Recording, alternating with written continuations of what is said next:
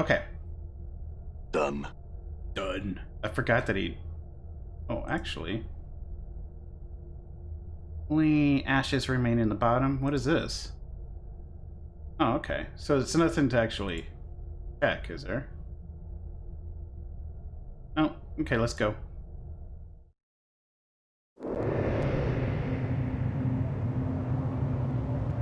Sigil.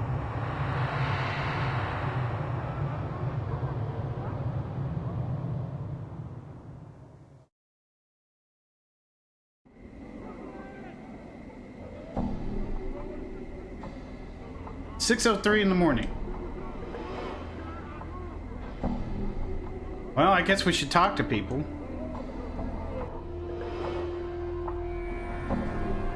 All right. Hive dweller. Watch yourself around here. Bert, violence is a way of life in the hive.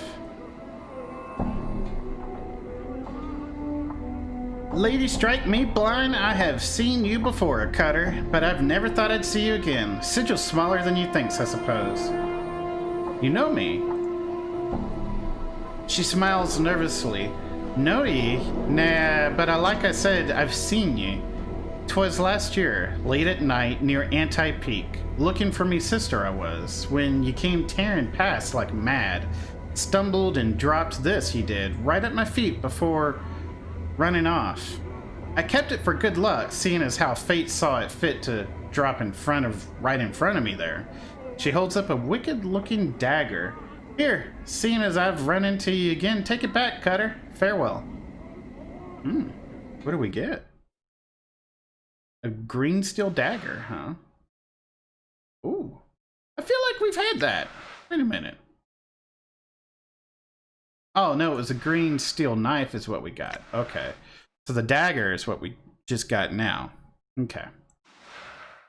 By the way, we've tweaked the audio. I think the audio is good where it's at now. I think the game volume is very good. I think my voice is coming in pretty good with no clipping. I think we figured things out on that end because we did kind of get into, a couple of weeks ago, the audio started clipping for some reason. But we've tweaked some settings, and I think good old Windows must have done something. Or my kid. Could have been my kid. Smashing buttons on the keyboard may have turned a particular setting off. But anyway, if you hear any cutting out or anything at the end of the sentences of my voices, do let me know.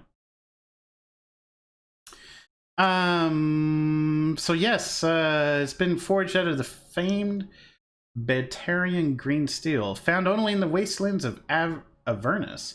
This peculiar green ore can be tempered into a metal much lighter than normal steel.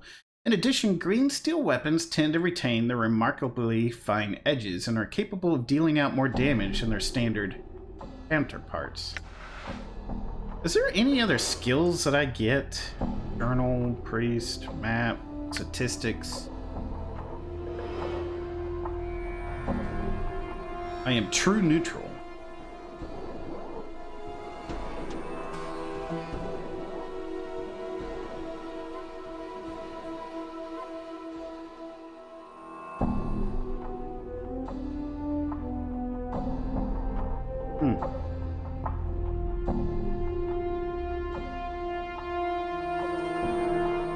Oh. So I do have edged weapons and fist. So anything with an edge, I have a proficiency in. Alright. And fist weapons. I did not know that. I thought I could pick that. Huh. I'm not aligned in a faction. I guess that comes up later.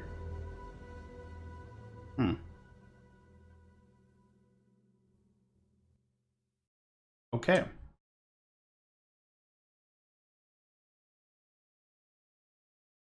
Yeah, my armor class is 10. I mean, Morty has more armor class than us. He's a 2. The lower the number, the better in this. And he is chaotic good. We are straight up true neutral.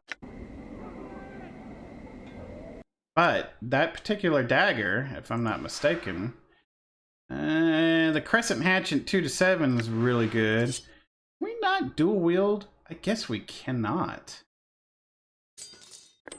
Can you not put that there? No. So these are for what, armor things, if I'm not mistaken. Be nice if we get a tattoo, I guess. But 2 to 5.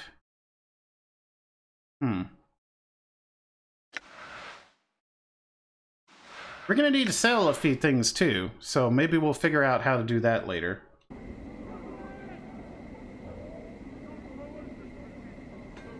There's a mad woman running around here at times. Heard she's a clueless who went barmy trying to find her way home.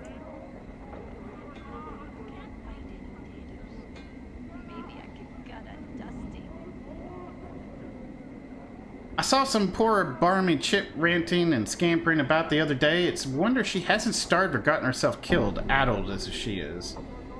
Okay.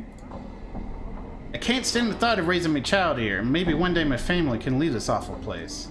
So what we're trying to do is we're trying to talk to everyone because there could be some experience or items that we can get, story stuff. I mean, this game is a story-driven sinking company cutter? Huh. I mean, this game is very story-oriented, so it's been advised that we talk to everyone. The man nods to you. Greetings, Cutter. I'd help you if I could, but I just don't know nothing of use to you. Stay away from that burnt-out alley southwest of here, if you're not spoiling for trouble. Southwest of here, huh? I guess this alley is what she's talking about, or maybe down here? I don't know.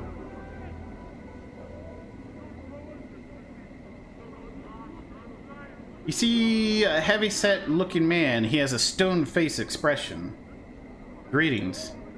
The man looks at you for a moment, grunts, and raises his hand, revealing a wicked dagger. He smiles evilly and begins twirling it in a menacing arc. Farewell. Oh, so he's gonna attack us. Okay.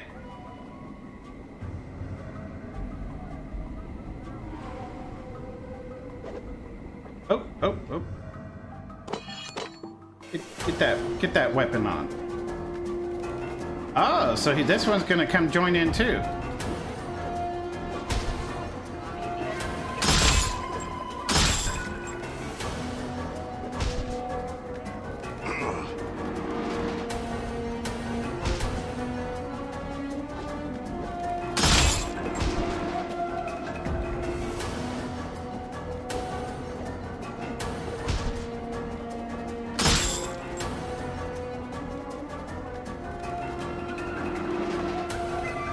Oh, where are you going?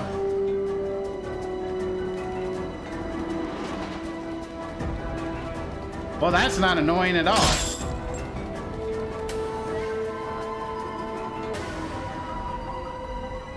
So he went this way. Where's our quick loot? There we go.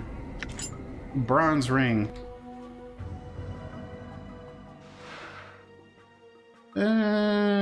Despite the dents and scratches, it might be worth a few coins. We'll give that to... I wanted to say Bob.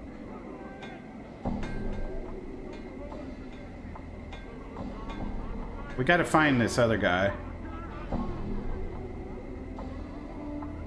I want him to heal up. Oh, seriously? Oh, we can walk in there. Really? There we go. Yeah, he attacked us first. We were gonna finish that.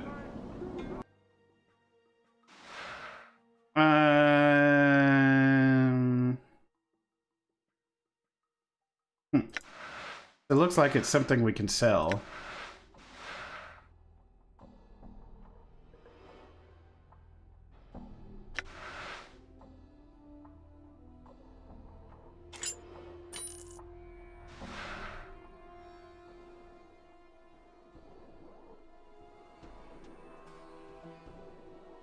His teeth marks in it. Okay. It's weird.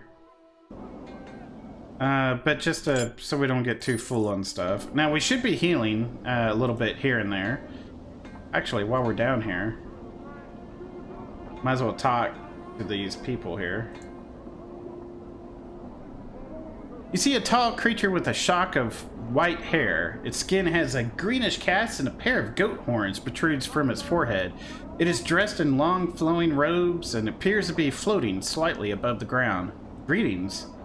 The creature turns to face you, and a series of symbols appear around its head. The symbols have a slight glow about them, and they just hover there. Oh, for the power's sake, Piking Debass. What's wrong? He's a Debass. They speak in rebuses, or debut. I don't, debuts? Debas? Debus? Debus. Why did I say Debass? Debus. They speak in rebuses. These annoying word puzzles. If you don't know what he's saying, then we better find a native or some other way to communicate with them, if we want to. An annoying bunch, my bet. They can speak, they just would rather piss everyone else off by trying to puzzle out what they're saying. What's the bus? Chant is their janitors for the Lady of Pain. They float around breaking, mixing, and patching up sigil according to her whims. They're worse than corpse flies, Morty sighs. You can swat them though, or the lady will get... You can't swat them though, or the lady will get upset. Lady of Pain, who's that? She runs this city. You'll know if you see her. She's got these blades around her face. She's about the size of a giant, and she floats off the ground, just like these guys. Morty nods at the bus who is looking at you both. Nobody knows much about her. She doesn't speak much. All you need to know is that you don't want to make her angry. If you see her, my advice, run. I see. She waits patiently, its hands tucked into its sleeves. A series of symbols materialize above its head. Then they vanish and a question mark appears. You know...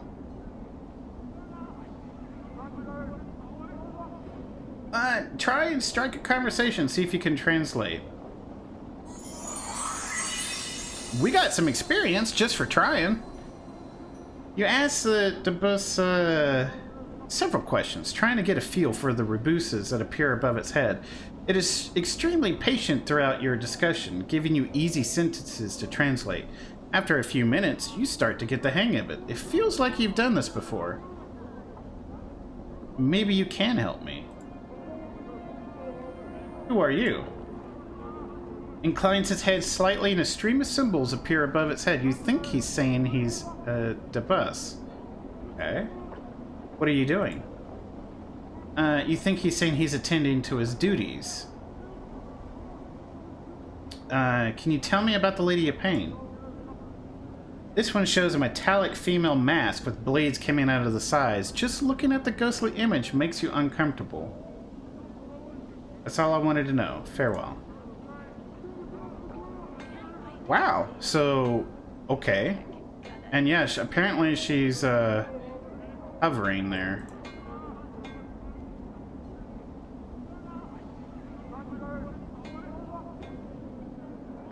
Greetings. Same thing. Okay, never mind. Alright. So those aren't going to give us anything. We do have a door here. We might as well check it out. Angayar's house? Southeast portion of the hive.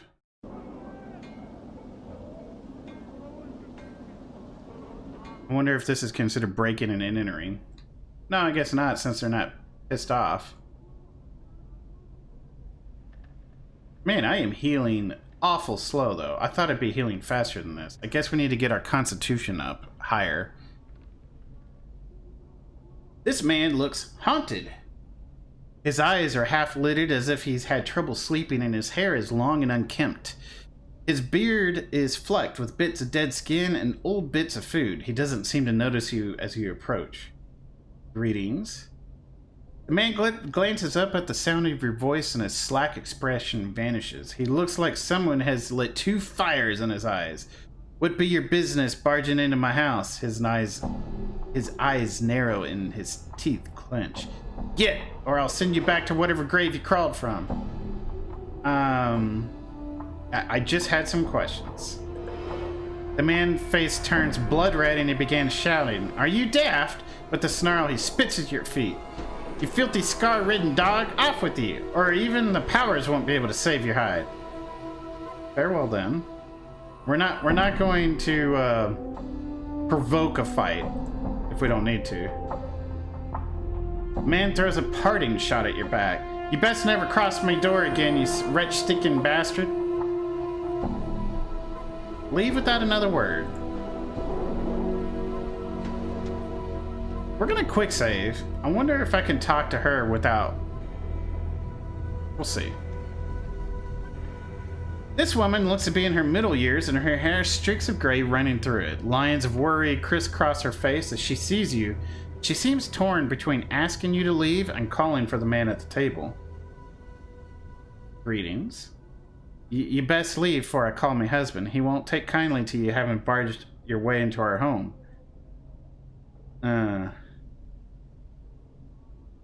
I just had some questions. She glances towards her husband, worrying in her eyes. "I have not the time, stranger. Do not be troubling me with such things." "Are you all right?" "Me?" She seems surprised. "Oh. Aye. She lowers her voice. "You best leave. My husband has not been himself of late. You best not provoke him with your presence." I did speak with him. He seems troubled.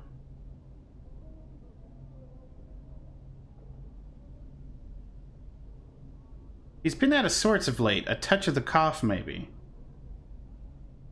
What's really wrong with him? Yeah, if you tell me what's wrong, I might be... Yeah, we'll do this. "I think he's done something he regrets." Her worried expression melts into despair. "I think he signed one of the dead contracts. I cannot imagine what possessed him to do such a foolish thing." Dead contract. The dead, the dustmen, have contracts that give them the right to someone's body after they die. What do they do after it with the body after death? We kind of already know this already. They kind of put the body to work as a zombie. Animate it with their black magics, turn it into one of the Walking Dead, and make it a worker till she looks at her husband helplessly, till it rots away. Why did he do such a thing? He may have been a goat eager to bring some more jink than custom. He's prideful, but I think he's hurt himself more by doing so. Can his contract be undone? She looks you surprised and sighs. "I've tried. I've spoken to the dustman he did the signing with, but he's cold and chill, like all the dusties. He's even lectured me on me husband, as if I had no right to try and help him." Her lips become a tight, thin line, as if picturing the dustman's face. "He was cold cruel, he was." "Yeah, let me see what I can do." "The Dusties call himself Gravesin. I know not his first name. He has a table at the Dustman Bar in the Hive, gathering dust, I believe the place is named. You can most like find him there, trying to get more people to sign his contracts." Where's the Gathering Dust Bar? Updated my journal. That's never gonna get old. Head out to the street outside, go to the memorial stone, then head south and west from there. She taps her finger against her chin. "You should run right into it. There's one of them," her face wrinkles in disgust, "walking corpses out front." See what I can do. I won't turn away such a friendly gesture. She seems grateful, then her worried expression returns. "But I must ask you not to let on that I ask you to do such a thing. My husband has a terrible temper, and if he were to find out..."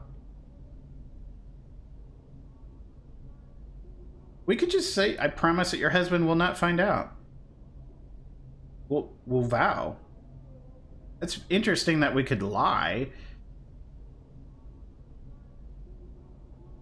Thank you, stranger. I appreciate your help. It's no trouble. I'll go see about undoing your husband's contract now. And there's really nothing to investigate in here or loot, so we'll just leave. And I'm gone. there's the door. Quick save.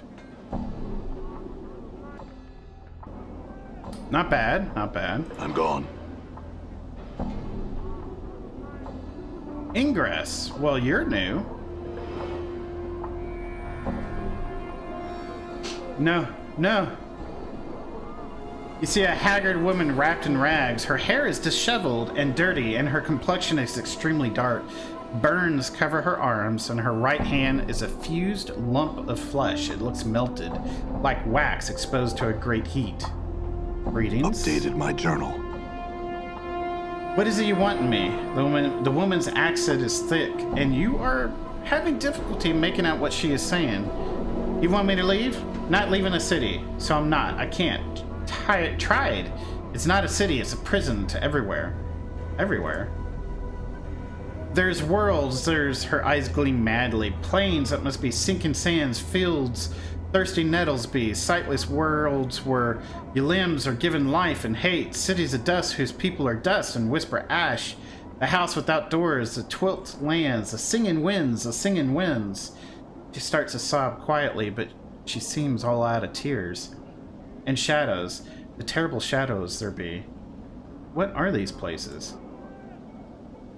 Where's some places? She flings a lump of her right hand in an arc, gesturing at the cityscape. They're all here. Be doors, here to everywhere. Doors? You're not knowing this. She squints at you and her teeth start chattering. Tell you I will. Beware, every space you walk through or touch in this thrice cursed city. Doors, gates, arches, windows, picture frames. The open mouth of a statue, the spaces between the shelves. Beware any space bounded on all sides. All these doors to other places. What do you mean? Every door has a key, it does, and with the key, they show you their true nature. An arch becomes a portal, a picture frame becomes a portal, a window becomes a portal, all eager to take you someplace else. They steal you away. She raises a lump of her right hand, and sometimes what's on the other side takes part of you as tithe. What are these keys?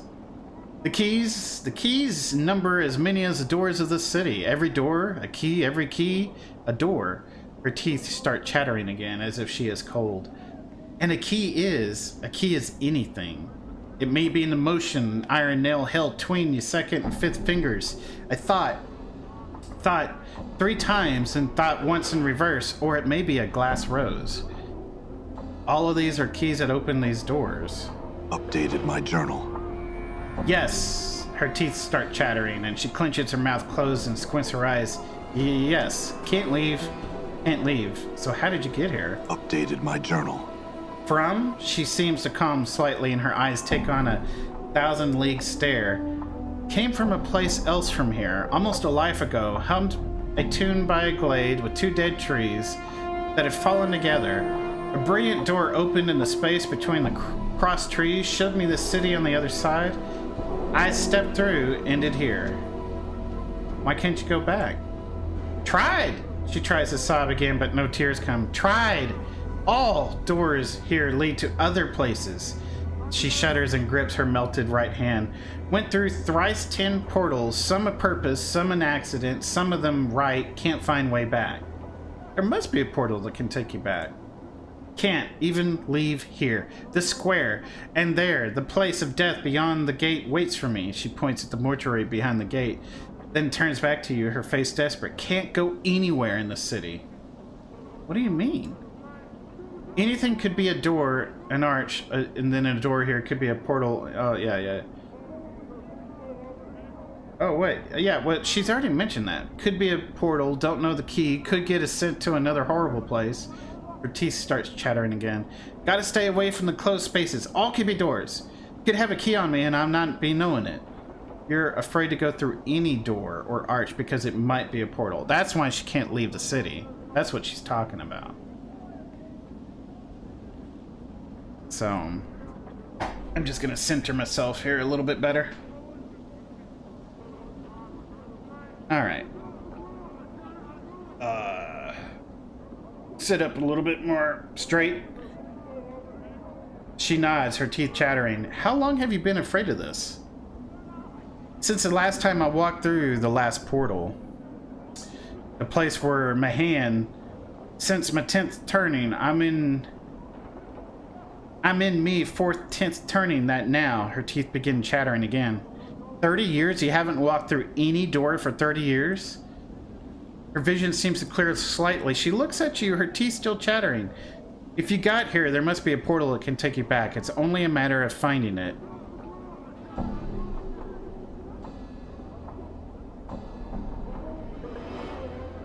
She smiles. Her teeth aren't chattering because she is cold.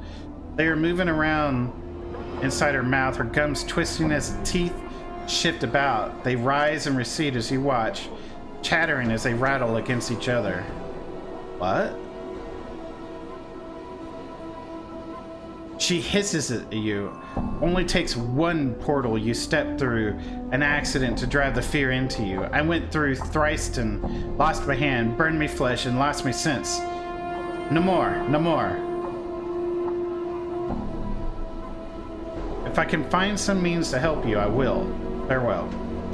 Updated my journal.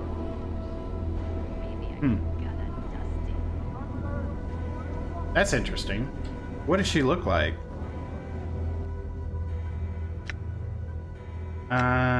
NPCs. So that's the Lady of Pain. I think that's the face that we see when we on the title screen. We're helping out the midwife.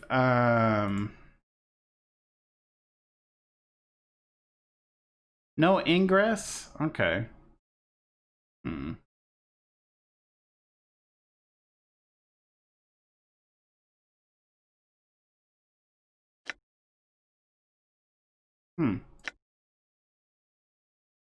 Okay.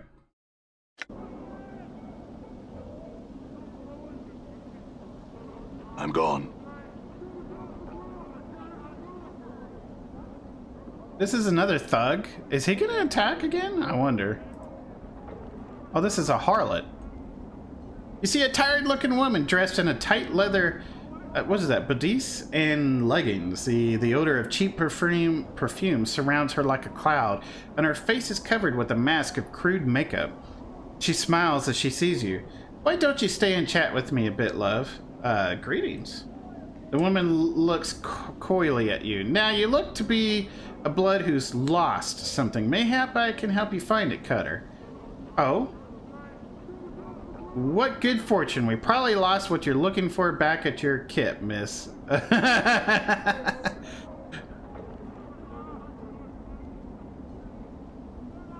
Hey, Crimson, what's going on? How are you? How do we want to go with this? I think she's full of it. She doesn't even know what we're missing. And I don't want to tell her I'm missing a journal, because then she'll, you know, yeah, maybe you can help me find what I'm missing.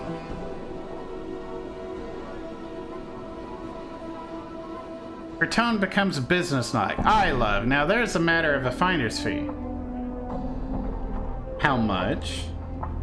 Some coppers for a glance at what you're missing, and 10 coppers to actually find what you're missing.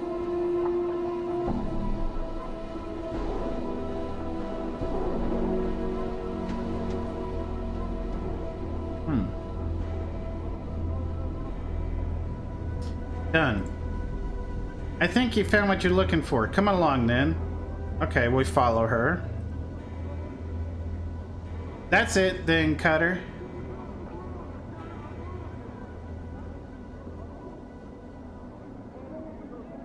I had some questions for you. Well, now that I can concentrate. Wait a minute. What just happened? Am I daft? Did we just have dead sex? mean, I'm immortal, but I guess I'm not really dead. Neither is she.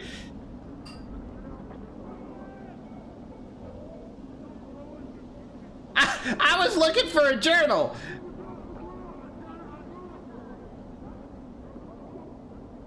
Some coppers for a glance and at what you're missing, and 10 coppers actually fine. Oh my gosh. We spent 10 copper. Alright, so I had some questions. The woman frowns. I'm not a tout, she frowns and rubs her two fingers together. Unless you got some jink to pay for my time. I can pay you how much? For a handsome bachelor like yourself, she gives a wild smile, revealing a row of dirty teeth. 3 coppers be enough to loosen me tongue. Other questions, a deeper chant will cost you more though. Here's 3 commons. There were some things I wanted to know. I'm looking for a journal. No idea where you find such a thing. You might look elsewhere.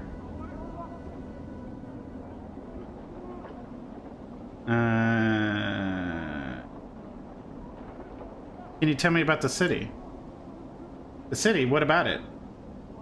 What is it? What sigil, you mean? It's a city beneath your feet and rising either side of you. Makes visitors' stomachs gallop, it does. Where exactly is sigil? Center of the plains, here it told, if you believe that wash. Why is it wash?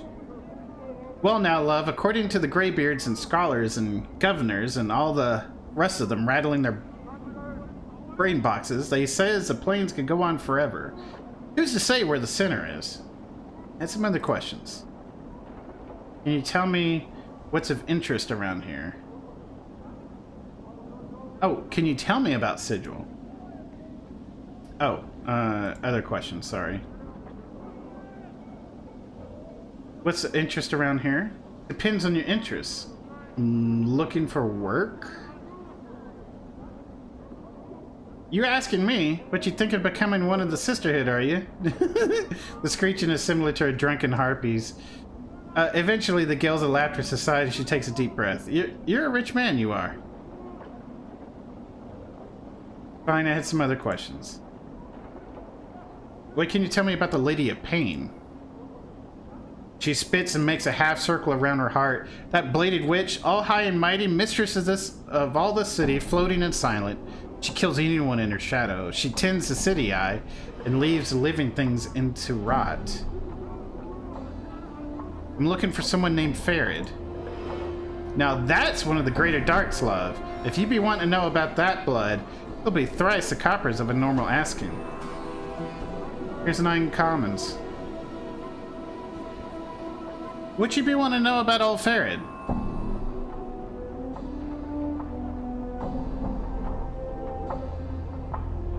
At that price, anything you can tell me about him.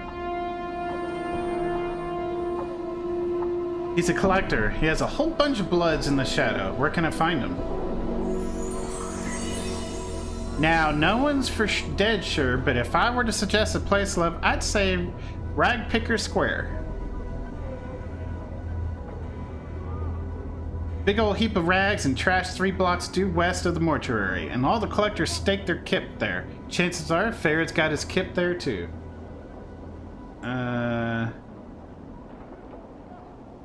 So collectors gather bodies. Actually, never mind.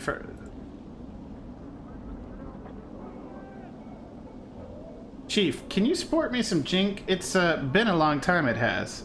Well, I suppose it can't hurt. I'm not even gonna ask how you intend to accomplish this. The woman breaks in. It's twice the cost for the memer or any other degenerate. Memer?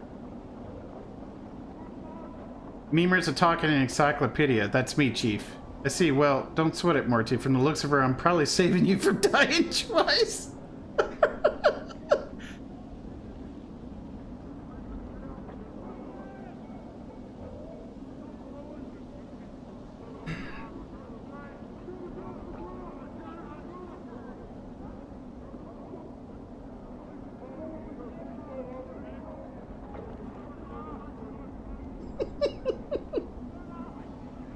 Let's just get out of here. Farewell, miss.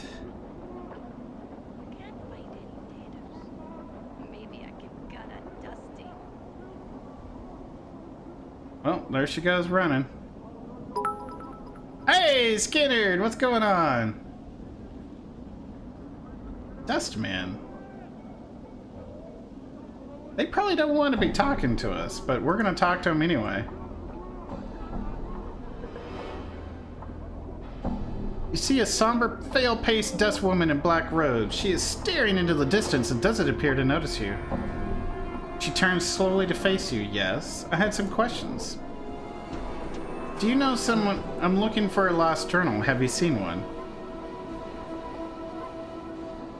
Do you know where I can find someone named Farad? Updated my journal. He's a collector. The woman studies for a moment. If you wish to know more of him, I am told that Initiate Amorik and the Gathering Dust Bar also seeks him. It may be that he can help you. Very well. Okay. Getting ready for work. Well, good! I hope you have a good night. And thank you again for the bits. 1 copper gets you directions. Huh. Well, you know what? Let's talk to Heather. She trots up to you and curtsies. Hello, sir, and well met. For a merely single copper comment, I can offer me services as a tout. Some wares I can point out for you. What's a tout? The woman looks at you skeptically, then shrugs. A tout's a guide of sorts, sir. I can help see around this part of the hive, I can. Alright, here's a copper piece. The woman palms the coin and curtsies. This part of the hive has gates leading west and south.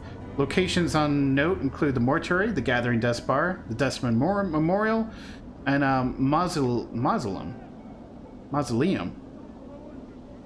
I'd also recommend you stay away from a particular alley that leads southwest. Tis full of dangerous thugs.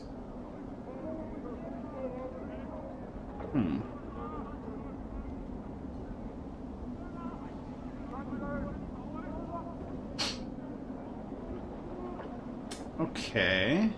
Show more? There's more, huh? Oh.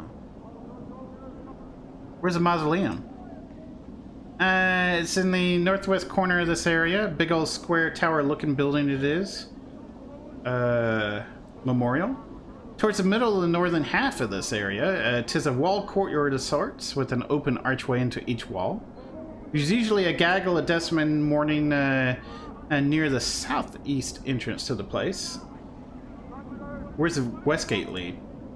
More of the hive, sir. There's a flop house there if you're tired and looking to rest. Okay, south gate. Just more of the hive, sir. There's a tattoo parlor that way and a smoldering corpse bar. A mess of toughs there, though. There's a whole building full of them. All right.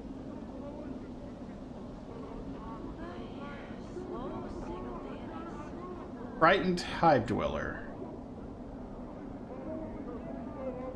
You see a man in tattered clothing. As you approach him, he suddenly stops and begins to look around frightened. Greetings. The man looks startled and then takes a step back. What you be wanting, Cutter? His voice is shaking. He seems taken aback by your scars. I have nothing on me, so I don't... And my rags are not worth the trouble. I'm not here to rob you. I just had some questions. He keeps a safe distance and his eyes dart from side to side, as if expecting something to step out of the shadows. Questions? What might those questions be? Have you seen a missing journal? You're missing a what? No idea what you'd find such a thing.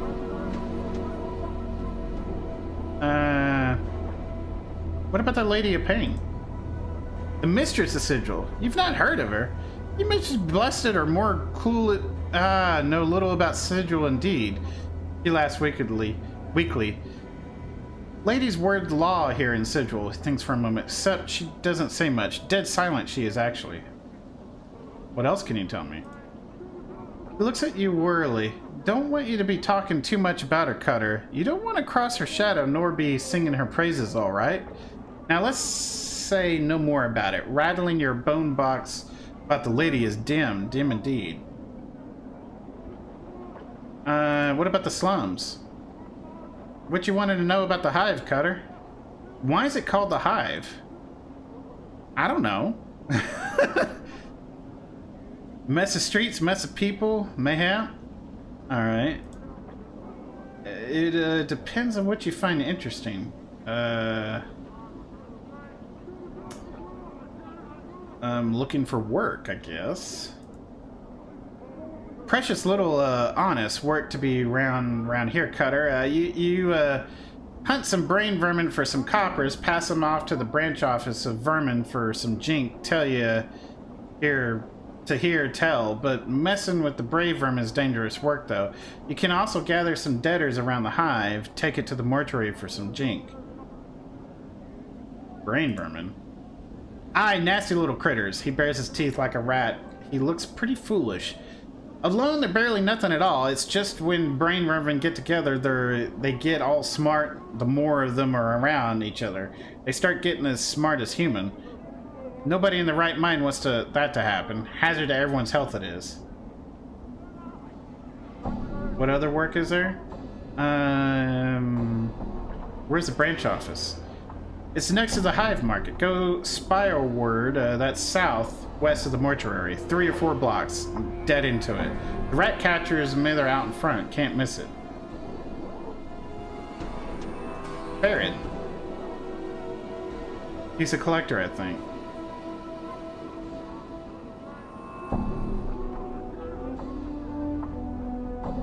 Not a nice place at night at the square.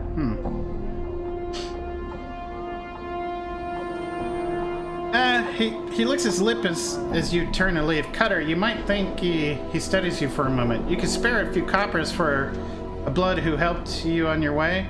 Not many around here do that for a fella, even for a man to wet his tongue after all that talking.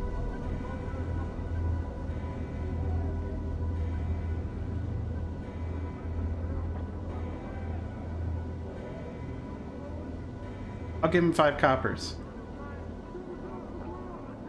Thank you kindly. May the lady's shadow pass you by. Farewell.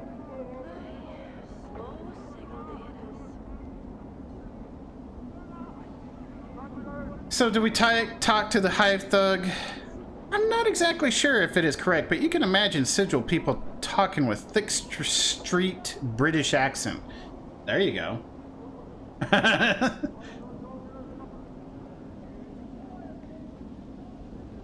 Oh, so he is going to attack me once I get close. Okay. You see that? Die. Whoa! We got a crit on that? Damn! Still healing very slowly. A huge monument. There is no name or plaque identifying what it is honoring. Maybe I could gut a dusty. Someone's saying that over there. We got lots to explore here. I've never seen something so ugly I've known. Anna. She's got a tail. Is she a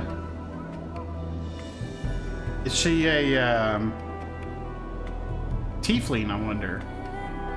Man, this music. Looks like the Dusty's lost one of them deaders. This is awesome. This is awesome. Hike off.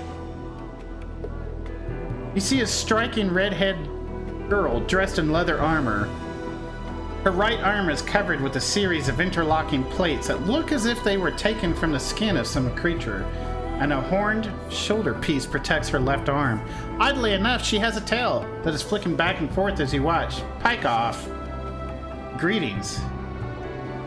The girl ignores you.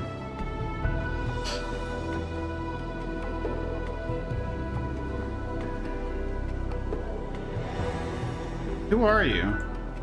The girl sneers and makes an obscene gesture with her tail. Pike off, you clueless sod. Hey, easy, I just had some questions. Aye, and what is it you want? I can't help but notice you have a tail.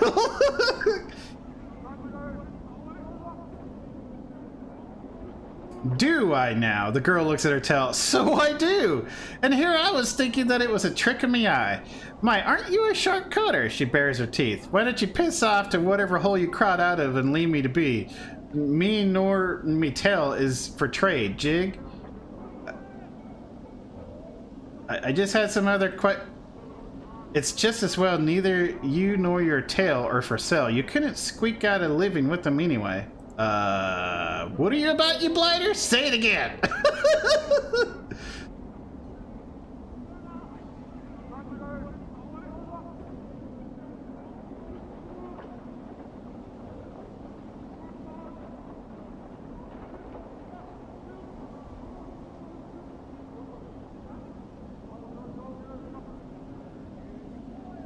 The romance option. Romance option? What do you mean, romance option? Hope you like rat girls. He didn't say anything, but I'm still curious. Why do you have a tail? The girl's eyes narrow to slits. Are you daft? Can it be that you're dumber than stone, or mayhap you're the power of ignorance? May the Dabus break you over and make you a street. Look. She's a tiefling chief. They got some demon's blood in them, and that makes them paranoid and defensive. Nice tail, though. Shame it's plastered on such an ugly body. Whoa, now. You better latch your bone box, you foul mouth memer, before I splits it for you. Why don't you try and split my jaw, chit? All I'm hearing is a lot of chatter for some hive trash. Throw a punch, I dare you. I'll bite your legs off. Enough! Ah, that's right. Leash your meme retard, or I'll bury him with his body, jig. Look, I had some other questions. Can you tell me where I am? You're lost, but you're about to find trouble. Make yourself lost somewhere else. I'm looking for... How about the missing journal? I'm missing a journal. Have you seen one? Nah, nothing like that. All right. And then Farid. I might say more if you sweeten the question. Jink jink. She means money. Oh. What the skull said. Hard coin. How much?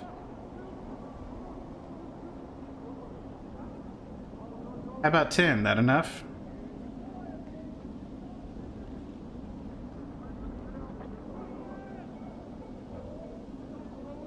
How about 20? It's gone so quickly you have no idea where it vanished to. Look for him in the alley spyward from the mortuary. That's to the south and west.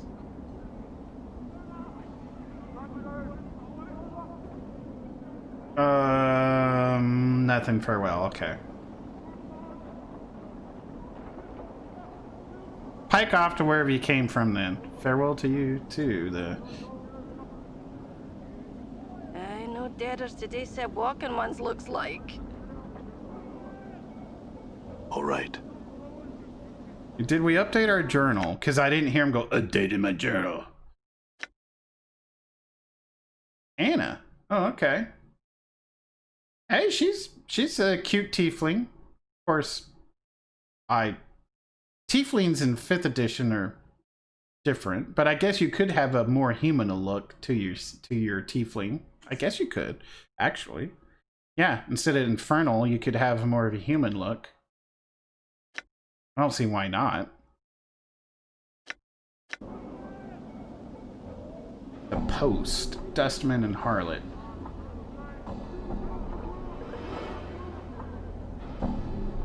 Okay, we haven't talked to this one or any of these people up here. We're still healing. You see a somber, pale-faced dustman in black robes. Greetings.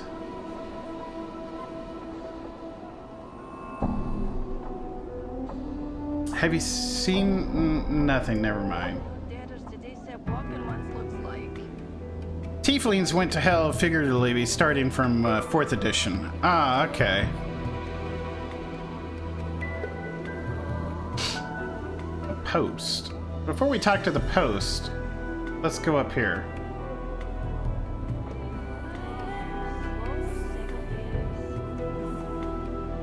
The man gasps and points at Morty. Oh, look, a floating skull! Morty rolls his eyes and cries, "Oh, look, a talking turd! What? Looking to get a few teeth knocked out, you gibbering bumebox?" The man steps toward Morty menacingly. Stop the man. You move between Morty and the man. He scowls at you, then backs away. Wasting me time. He turns to walk away. Let him go. Yeah.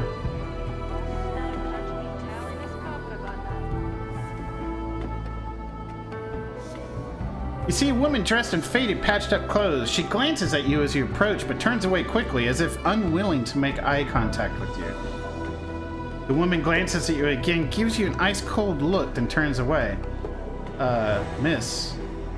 She turns again, and this time you see a dagger in her hand. Leave me be, dog, or I'll be jabbing this for you that you'll never be finding it. Calm down.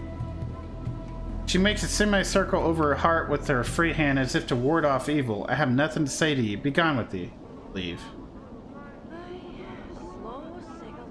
I guess we could be evil, but we're not going that way. They used to be very vary heavily in appearance. You actually could roll dice for their appearance and racial qualities in 2nd edition. Nice. Well, there goes Ingress. I saw some poor barmy chip ranting and scampering about the other day. That must be, she's probably talking about, yeah, I met her. Her name is Ingress. Farewell. Can't find any natives. Maybe I could gut a dusty. Harlot.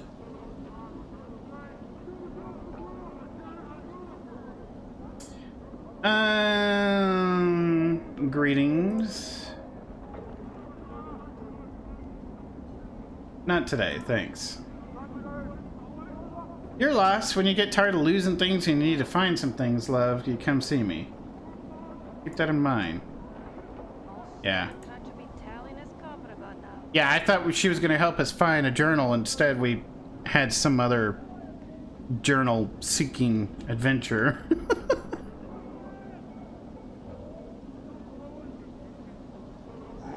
Oh, that's cool. I twiddled the axe in my hand there.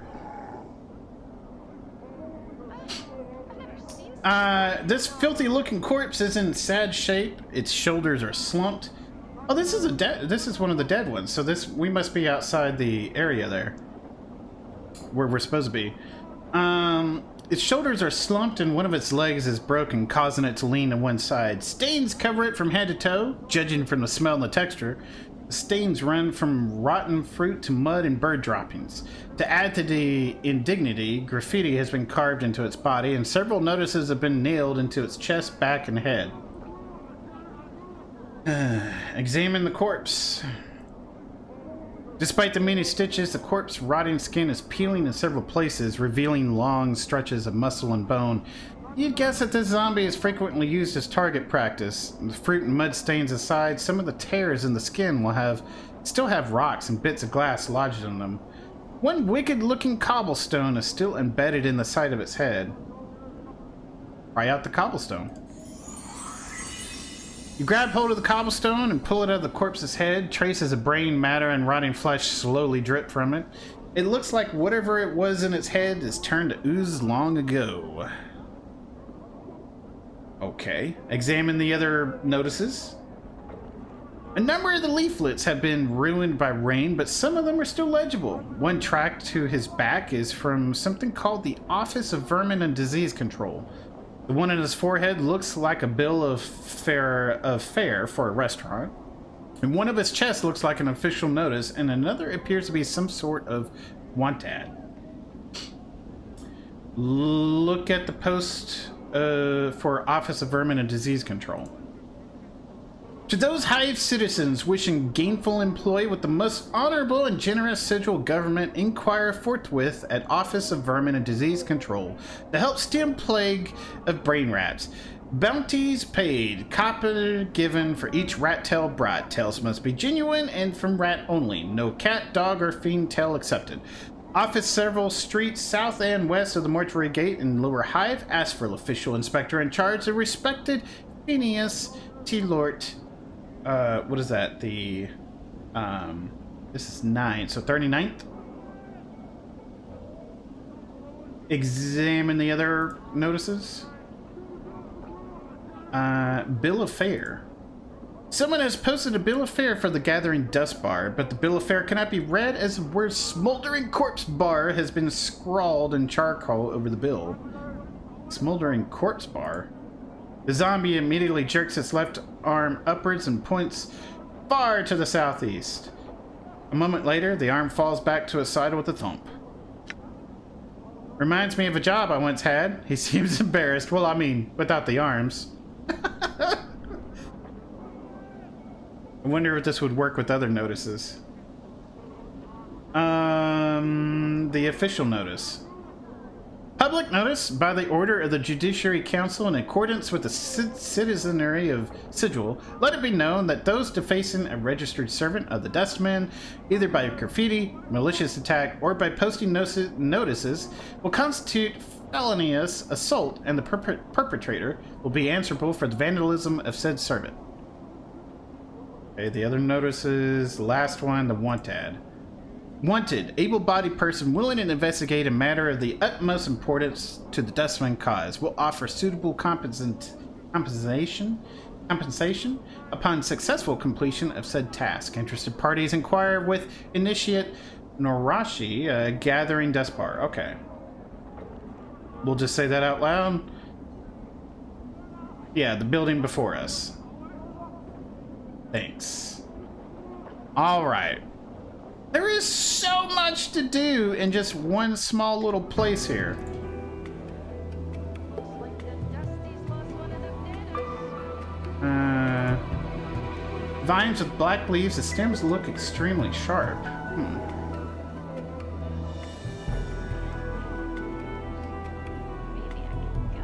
gut a If I could help you, I could, but I just don't know nothing of use to you. All right.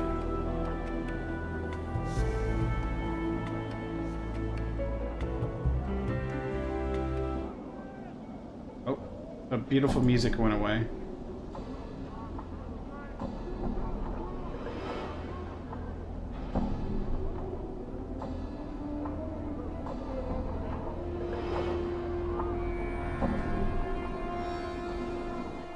They did mention the alley over here would be dangerous, so I don't think we should go that way just yet.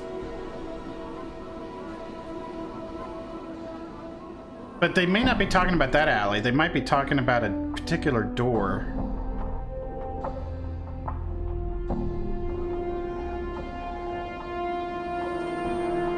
I think we're gonna keep exploring, since I need to heal anyway. Where is game dialogue? Open dialogue window. Yeah, there we go. Okay.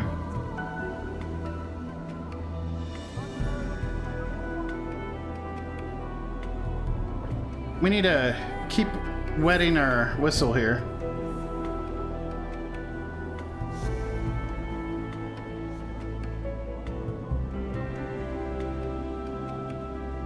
You see a heavy-set man with sharp features and a pained expression. Despite his huge frame, however, he has an effeminate look about him, and unlike the other residents you've seen, he looks to have bathed recently.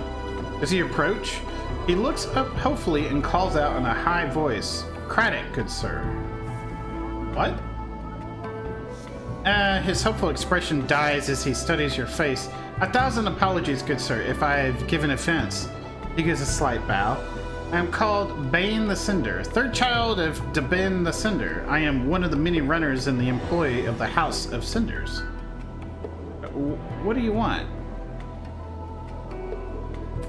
"1,000 apologies for troubling you with such a trivial matter, but I seek Craddock, an overseer in the hive." But he looks like he's in pain. "But alas, he eludes me." He looks at you hopefully again. "Could it be you've heard of such a man?" "I'm sorry, I haven't." He gives a deep sigh. I'm bound to deliver a message to him, and as yet, fortune has chosen not to favor me. I could help you if I come across a man. I could pass along your message. His face lights up like a lantern. Oh, fortunate day for Bane and the House of Cinders. Any assistance you could provide would be most welcome. You could find this Craddock and pass along the message. I shall see to it you are paid for your troubles. Alright, what's the message? He recites the message almost like a mantra. The shipment must be cursed by the third day, or there will be plenty. Maybe we should write this down, just in case the game gives us a memory test. Right? Shipment must be cursed by third day, or there will be a penalty.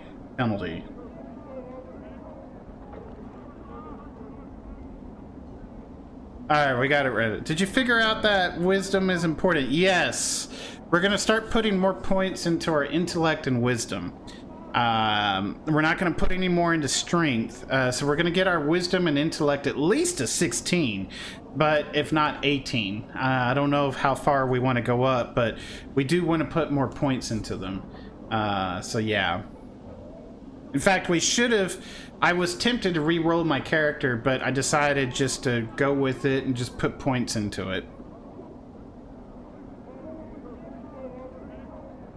I'm told that Craddock will know of the shipment to which a message pertains. If I see him, I'll pass along the message. Is there anything you can tell me about him before I go that might help me find him?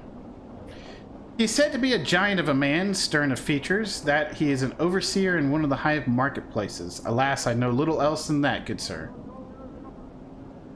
Bane bows. Thank you, sir. Should fortune favor you and you are able to bear the message to the Craddock, be so kind as to return and tell me of it. I will see to your efforts are rewarded. Updated my journal. Maybe I can gut a dusty. Okay.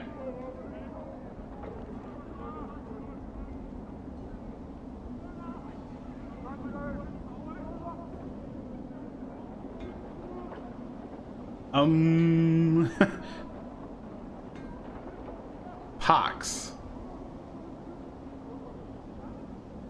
Just standing over here by himself, huh? Well.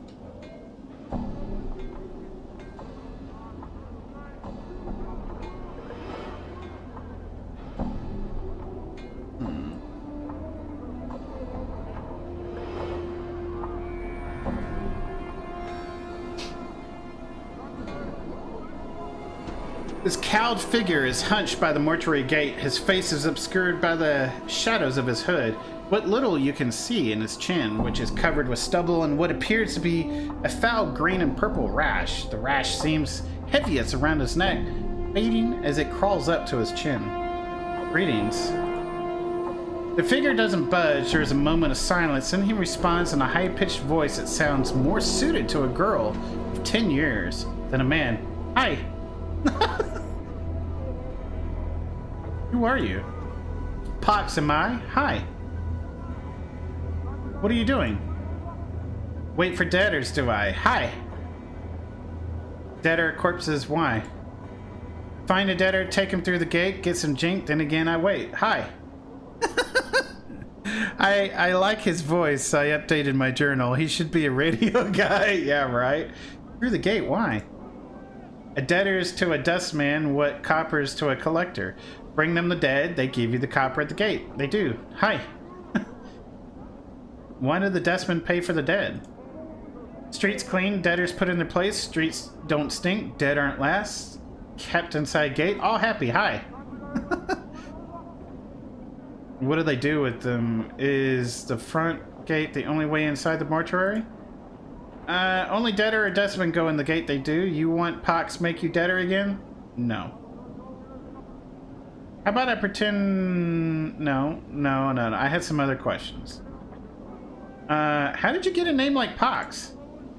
Mother and father named me. Wished a Pox on firstborn, a curse given, came true, it did. Hi. Again, your eyes are drawn to the purplish green rash covering Pox's chin and neck. Oh, I had some more questions for you. Do you know someone named Farid? Collector, big name, has weight, casts long shadow, it does. Hi. Other questions? Journal, have you seen one? Things get lost in the hive, never found again. Maybe journal one of them. I see. Sorry to disturb you. Farewell. So he could smuggle us in if we need it. Can we at least go in and explore this? I guess so. Yeah, it's a gate guard.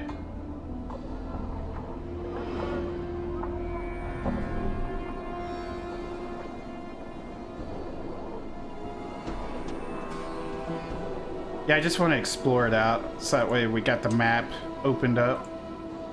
At least I don't get fatigued.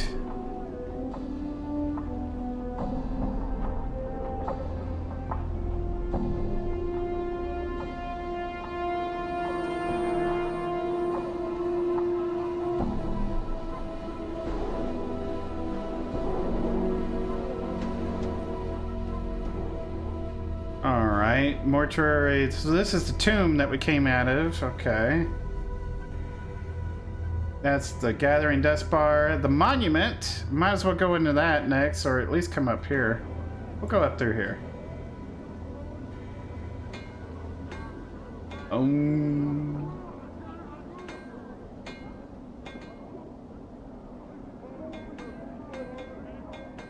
Some thugs that are probably going to want to fight us. Hive Dweller. Here, oh, the alley of dangerous angles. Whole neighborhood once stood there, but got burned to the ground. Nothing but packs of roving thugs there now. All right. There's a mad woman running. Yeah, I've heard her. Okay. No, I can't help you. Wish I could, though. Wonder if we can go inside here without getting thugged.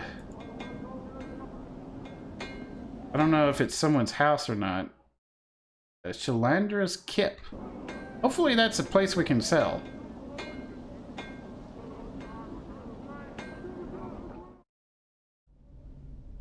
Small dwelling. Shalandra.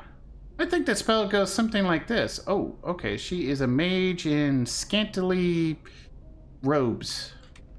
Something. And there's some chests and drawers, which probably would be considered stealing. I think. Blast! I almost had it that time. Don't you know it's dangerous to interrupt spellcasters while they are invoking a spell? Lucky for you, I was only practicing. Well, what is it you want? My apologies for disturbing you. Okay, we're gonna... let me quick save here. Actually, let's just do a hard save. New save. Can I can't change the name? No? Okay.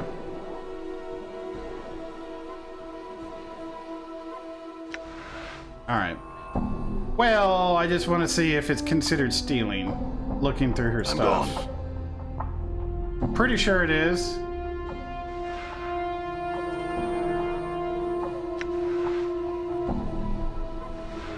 Well, there's nothing there. All right.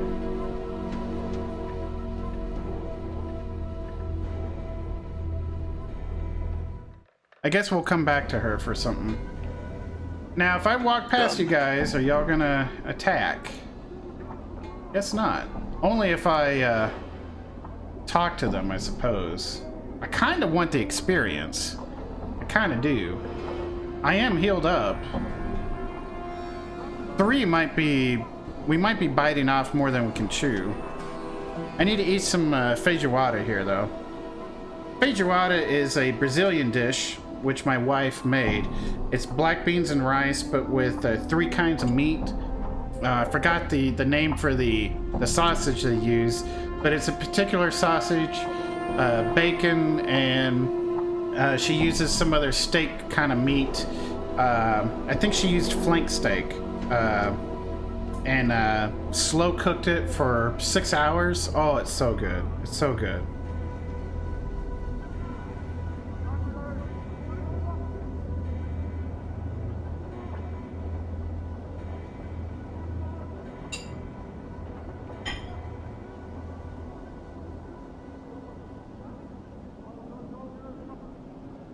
Just had to get a couple of bites in.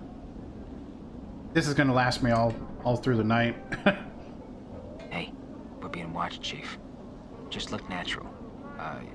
Casual. Hey, what's eating you, Chief?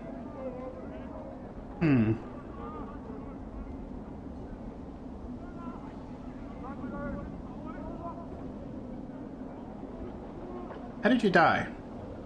No idea, Chief. I kind of forgot when I died. Can't say I blame myself much. At least there was something waiting for me after I died. Even if it's life as a floating skull. I mean, it could have been worse. What happened to your body? I don't know. All right, it's just gone. He glares at me. But don't think I miss it because I'm happy just the way I am. And I don't need your half-wit judgments on snide remarks, all right? I see. Come on, shake a leg. He glares at you. I'm not convinced you aren't some sort of walking curse that's destined to follow me around. Look who's talking. Let's go. Hey, Pie! What's going on? Alright, so we're probably being watched by the thugs here. Can I talk to you real quick? A sense of great loss hangs over the elderly woman like a dark cloak as you watch her. A long, sad sigh escapes her lips. She looks up at your face, cloudy eyes, squinting and straining to see you clearly. Forgive me, young cutter, but I am an old woman and don't see so well. Do I know ye? Perhaps, but I don't know you. She mulls your answer over for a moment. What was it you wanted then? I had some questions. Oh no, you're an adventurer, aren't you? Name, job, and all that rot, eh? Well, I won't have it. Off with you. I'm not an adventurer. Bar that, the woman jabs her finger at you. I've watched the dustman put the name of me husband, damn his soul, me son, and both me daughters on their memorial. Adventures, all of them. Why, I swung quite a sword myself in the day, so I knows one when I meets one. She seems to be working herself into her fit. Her face has become flushed and flecks of spittle fly from her lips as she howls at you. Let her continue her tirade. I'll bet you've got all sorts of barmy questions. She mimics your heroic stance. Greetings, I have some questions. Can you tell me about this place? Who's the Lady of Pain? I'm looking for the magic girdle of Swank Iron. Have you seen it? Do you know where a portal to the 2817th plane of the abyss might be? Do you know where the holy flaming frostband grunt slaying vorpal hammer of wounding and returning and shooting night lighting out of your bum is? She spits. Done all of it. All it gets you in the dead book. I ought to kick you in the shins for even pestering a poor old woman about it all. Now go away!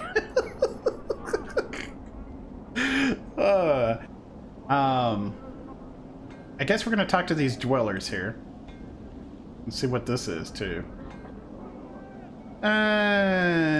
Alley of Dangerous.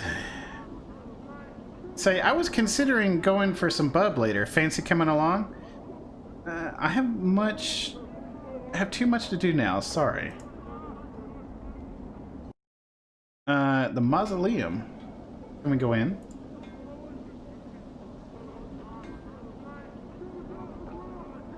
Doesn't look like we can go in. Maybe not right now. But we are being watched by these thugs. I feel like we are. Nope, stay here. I want to talk to these guys. Watch yourself around here. Probably nothing new from the... Yeah, nothing new, it looks like. Can we go in here? Ooh. The obsidian monument has names chiseled on it. Me poor sisters. Death of names. Should probably talk to both of these. You see a dustman with the crooked smile frozen on his face. Despite the smile, his eyes are dull as stones. His right arm is shorter than the left, and he keeps it tucked to his side as if cradling a small child. Greetings. The dustman's eyes slide over you. Name. The way he speaks a word, it sounds like the tolling of a bell. I don't know. No name, can't help you. The dustman speaks in a curious sing-song voice. Need to give a name if you want to see where it's died. Updated my journal. Give it a name where you're born, give it back when you need it, no more. Death of names, death of names. His eyes swim across the monolith, then the walls of the area. Buried many names here, death of names has. Tell me a name, I'll show its grave. Dianara. His eyes roll to the back of his head, then pop back. With a wild gleam, his eyes run across the walls of the monument, scanning the names at inhuman speed. He then points at a section of the wall. Buried. Examine the spot he is pointing at. Chiseled into the black stone in a tiny camped writing is the name you requested. It is almost lost beneath the sea of names around it. I'd like to bury a name? What does this mean?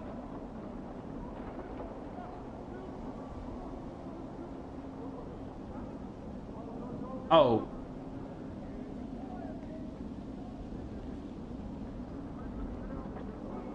Oh. But she's already buried. 3 coppers, 3. Should we do this again? Buried. Oh, okay. Had another name. Okay. Doll. He shakes and says, not dead yet. That name is not buried here. Not time, not time. Adan. Not dead yet?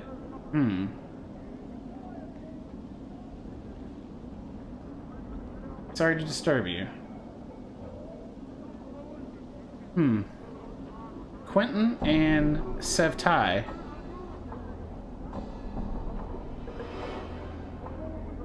The woman's face looks broken and she is covered in scars. They look like bite marks and fingernail cuts. She is cradling the shreds of several rags in her hands and is staring emptily at the wall of the monument at the names there. Greetings. Hiss, get you back. The woman's teeth peeled back, displaying a row of black canines. What you want of Sevtai? What's the matter? What's wrong? Those chaos men wrecked my cart, attacked me, and killed 3 of my sisters. You tried to stop them. Not sisters anymore. Now they're nothing but names on this memorial wall. Hey, you'd like to see what's going on? Chaos men. A faction, they says. What they are is an addled bunch that runs wild through the hive and does whatever they please. We never did no harm to them. Then they lop in like dogs and tear apart anything within their reach. Who are these that attacked you?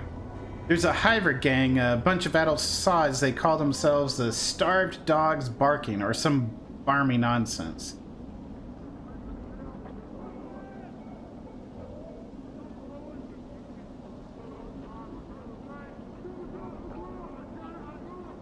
You know, I wouldn't mind pinning some men in the dead book for some coin. You got the copper, we'll talk terms. I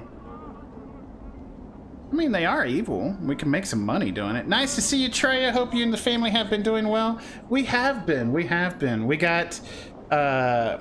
some new stuff coming up in the next week or so as far as our channel goes. Computer upgrades. It's all looking good. And you've kept me entertained all of these work nights and work days. So thank you for your stream. You know, so thank you. I have to say that I love watching you. I love watching you play Apex. You know, and quite frankly, you're the only one I watch play at Apex. So yeah, so.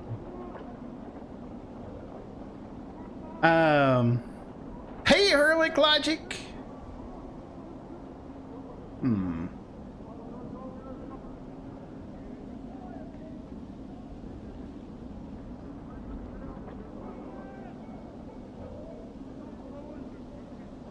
You know, some money probably would help. A copper earring in your purse if you pin 3 of these murdering sods in the dead book. Can you tell me where they might be found? Go out of the south gate, spire word from here, then walk around the block until you comes to a place where men run in circles, howling at the sig sky. There's the Star of Durogs they are. Updated my journal.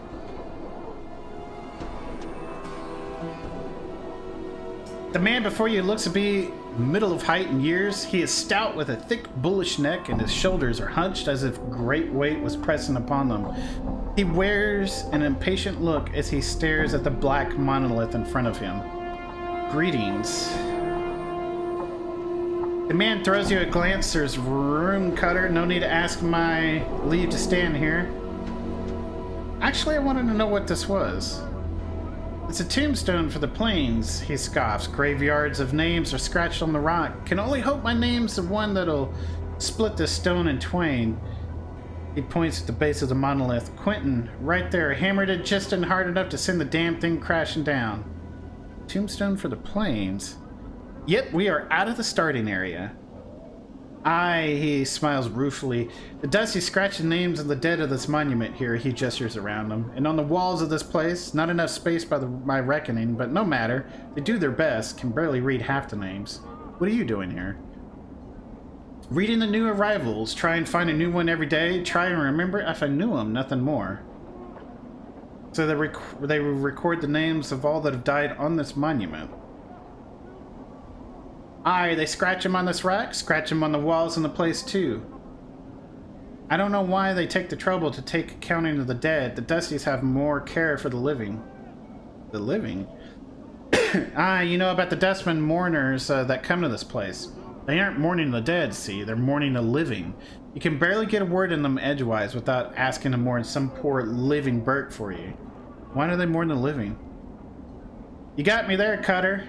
Might want to put the question to them. Seems to me the dead are thrice worth the pity of any poor sod living in this pit. Every name on there is blessed in my book. Ever know anyone who came back after the name was put on there? You mean come back from death? Not one, Cutter. Everything that lives dies, and that's the way of things. Still considering the plains go on forever and all, suppose anything's possible. Questions? I see, thanks. Alright, we're just kind of panning out the map here. Just check these hive dwellers here real quick, make sure there's nothing that I can get from them. I think we've gotten everything we could get.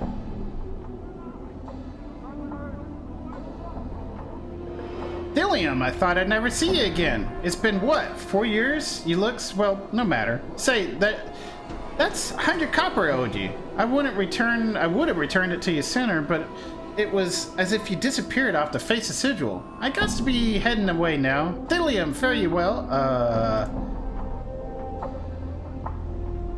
Maybe we want to follow this guy?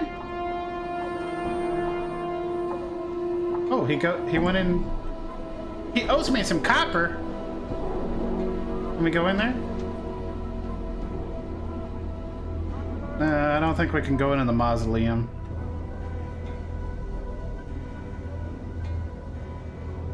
Just one advice: wisdom.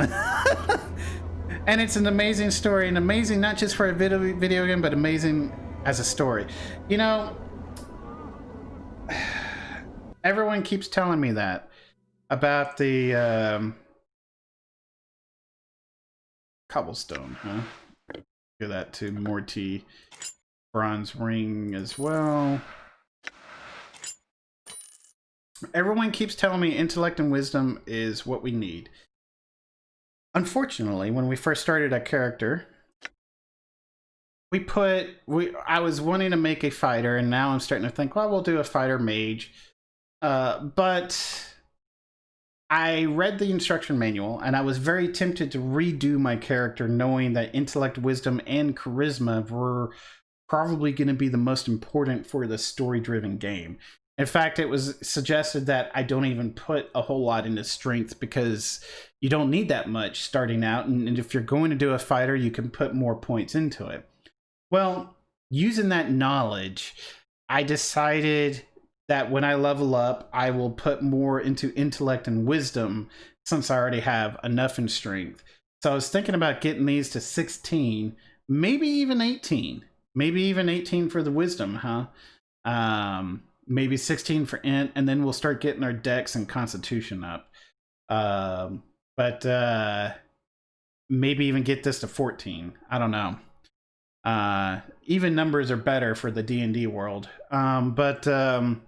Yeah, that's what I'm thinking right now. For me, it's the best game ever made. By the way, did you start reading the Forgotten Realms books already? Not yet, Pi. Drit Saga, not yet. But I think I have book 1. I'm still reading a book from The Witcher right now.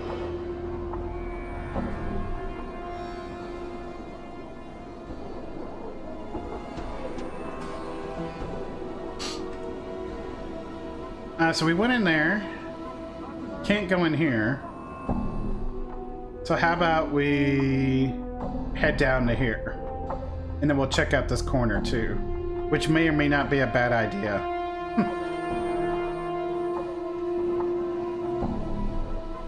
Oh, unpause it. It's a bit too.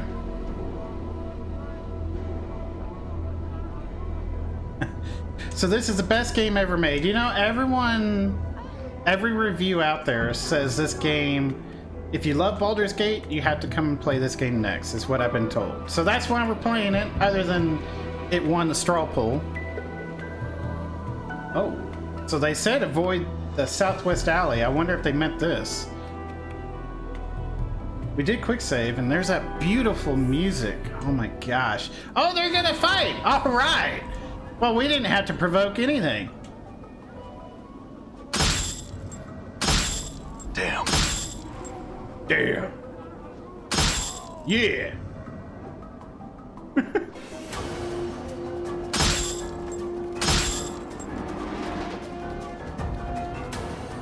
Get back here! Oh, come on! Come on!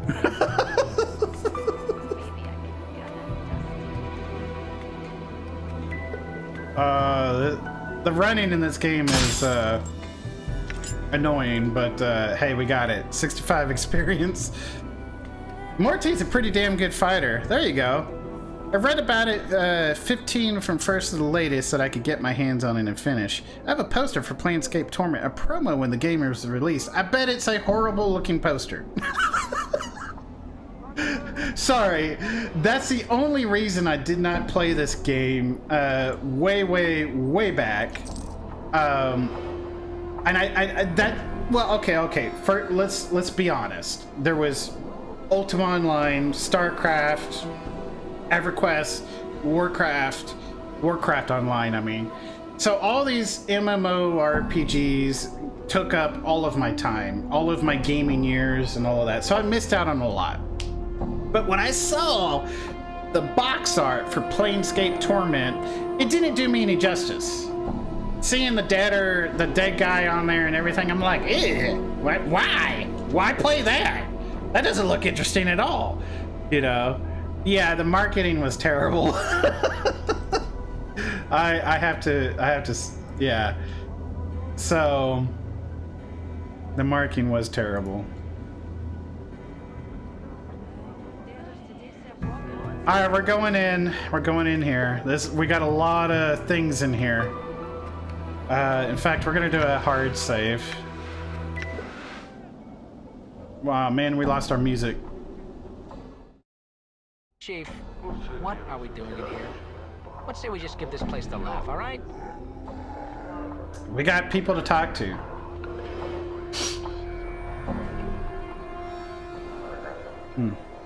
We got this person to talk to. Might as well talk to this one. Awaiting death, huh? I don't know if this place is gonna be friendly to us or not, but it's not the mortuary, so I think we can be ourselves. Alright, let's just go for this guy first. You see a spindle-thin dustman in dirty black robes. His stiff black hair springs forth from his skull like a crown of spikes, and his leopard-white skin is drawn sharply across his skull. He is frowning into his drink and mumbling to himself. Greetings. The dustman looks up, blinks once, then looks you up and down, studying you. As he studies you, he takes one of his spiked locks and points at himself with it. Narachi, initiate, dustman, guard. I'm here about the posting outside. Many troubles have I, help can you. A mausoleum awakes the dead walk, the dead disturbed, the dustman disturbed. Find out what disturbs the undead, and copper coins I will pay. Very well. Updated my journal. Updated my journal. I liked the box art. Hey, that's okay, Heroic. That's okay. Not everyone thinks a rose is pretty, and some do. So, that is fine. I might be. The box art that I saw, I just didn't fall in love with it, you know. But then again, I would not have fallen in love with StarCraft either, to be honest, had my brother not shown me the game, right? StarCraft didn't have good box art either.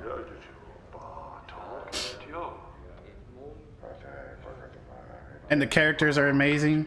I like that. I like that. I'm looking forward to having a bigger party. Mausoleum by Dustman Memorial. Go north and west from the Black Monument. Go to arch in semicircle over your heart with this fingerless make. He wiggles the index finger in his right hand. To the mausoleum, go you will. Alright, so we got a job. For more money. Zombie worker. This female corpse is dressed in a heavy burlap shirt covered with food and wine stains. Her lips have been stitched closed and her arms and legs are wrapped in several layers of bandages. The bandages seem to have been soaked in preservatives to keep the corpse fresh. As a result, the corpse rotting order has been replaced with an equally repulsive vinegar smell. It was great talking to you. Farewell. Doing anything later? Yeah, alright. As you notice Morty staring at you. What is it? Did you see the way that cadaverous beauty was staring at me? Morty's teeth chatter as if in anticipation. She was looking for some lucky cutter to thaw her coffin. Please, don't start this again. He ignores you and becomes thoughtful. I don't really mind the attention, actually. It's just that I like to be seen as something more than just a skull, you know? I have feelings that go beyond my base animal instincts. I want courtship, not some fortnight fling around the mausoleum.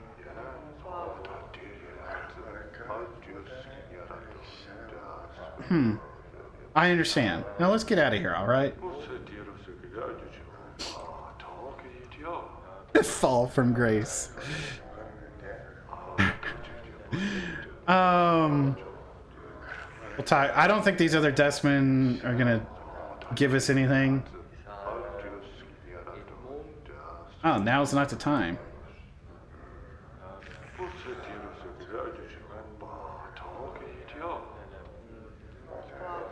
Okay.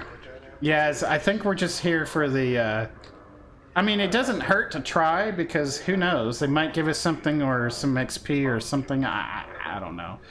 But we're going to talk to Seer the Skeptic next. Actually, I should probably clear out the bottom first. I'm gone. Good. Awaiting death. Before you is a young dustman with stubble on his chin and dark circles beneath his eyes. He is staring at the wall with a somber expression. The dustman doesn't look up. He stares straight ahead as if he is seeing something several leagues beyond the walls of the bar. Can I ask you some questions? He doesn't respond. He keeps staring into the distance. Alrighty then, Marty hisses at you. Let's go, Chief. This dusty might as well be fertilizer. Fair enough. As you turn and leave, the dustman suddenly speaks, his voice barely a murmur.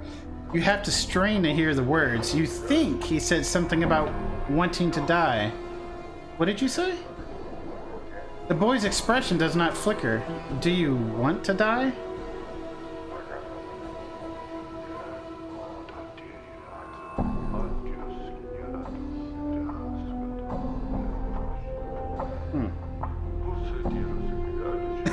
Are you threatening me, boy? I named my dragon's crown Amazon Fall from Grace and added a devil's tail. I think I do want to die.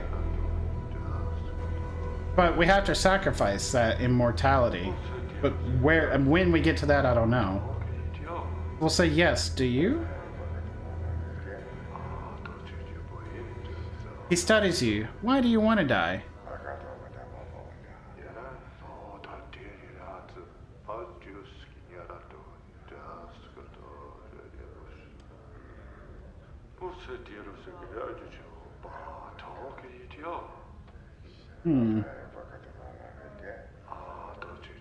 Do we tell him because it is denied to me, that alone makes me desire it?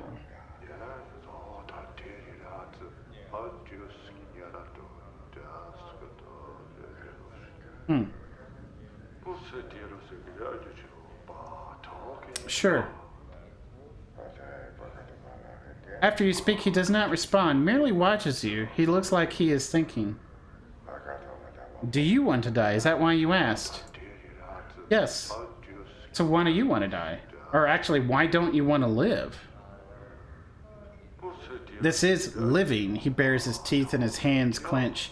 This existence is a mockery of life. I do not wish to continue the charade any longer. Death is silent, comforting.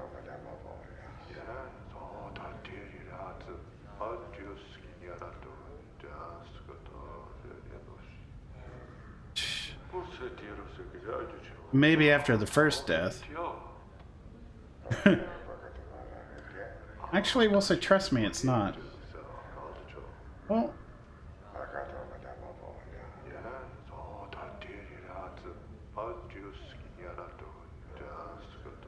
the rest of this is just really just morbid. Maybe we'll go with this because we're talking about ourselves. And how do you know? I don't know. I've yet to see what lies beyond death and remember it.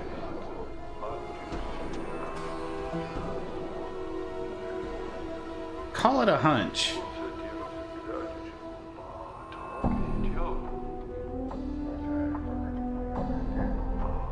Hardly convincing.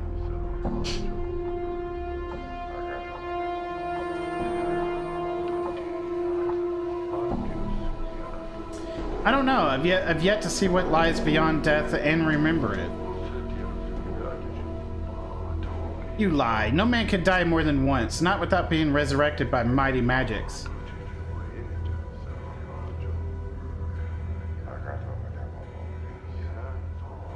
If I ever die and remember, I will return and speak of it to you. Then you may gauge whether I lie or not. Farewell.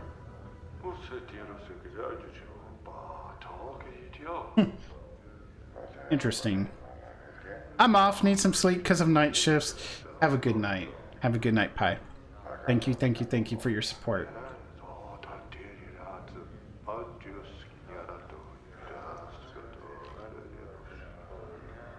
Seer, the skeptic. As you approach, the elderly woman turns and stares at you. Look who's come calling on Seer today. Death's dearest son. She looks you up and down, then shakes her head in disbelief. By every power and its mother, boy, what crypt did you crawl out of?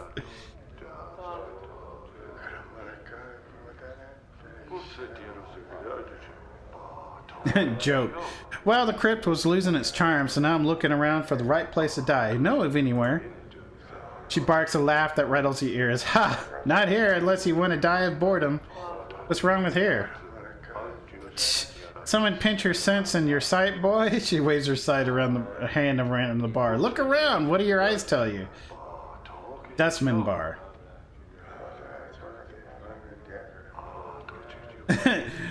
Celebrating life to the fullest. Yeah. You've got a clever tongue there, boy. Mayhap your tongue is cleverer than you are. Seer squints at you, then snorts. That'd explain the scars. But it doesn't explain why a dustman is standing here ridiculing other dustmen. Care to answer that one? Are you a dustman? A dustman, I suppose. I've seen enough sand pass through the hourglass while wearing these robes. This body's almost ready to pay the ferryman. But there's not much mirth in it. And she chuckles, but there's not much. Are you afraid of dying? Of course I am, boy. Who isn't? She frowns and glances around. Well, except dustmen. They're not afraid because they've been swallowing so much of their own bat droppings over the decade. They've blinded themselves into thinking that death is some kind of release.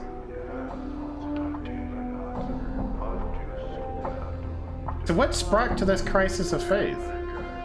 Life, I suppose. And never you mind. I won't bore you with details. I'd like to know, actually. How old do you take me for? Old.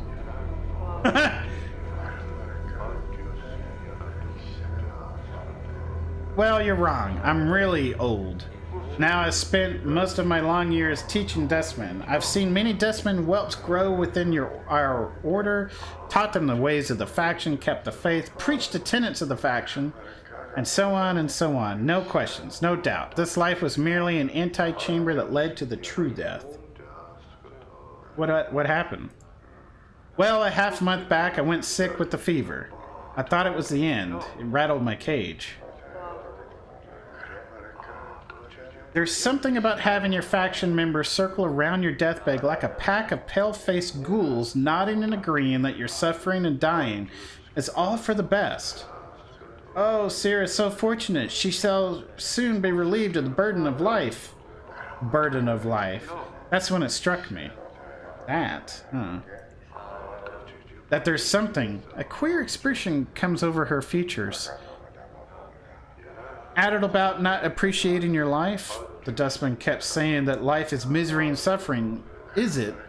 That we should be happy to pass on into oblivion, should we? She shakes her head, questions, and precious few answers. I'm gonna scoot over just a tad. There we go. Doesn't sound like you believe in the dustman philosophy anymore. I suppose I got a swarm of doubts all buzzing into my skull. Hard to get them all to be quiet.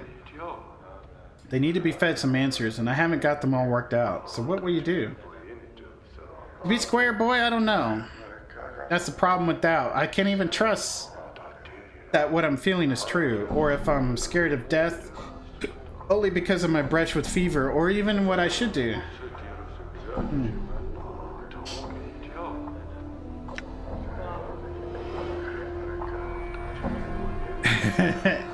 Much love back to you, Legacy.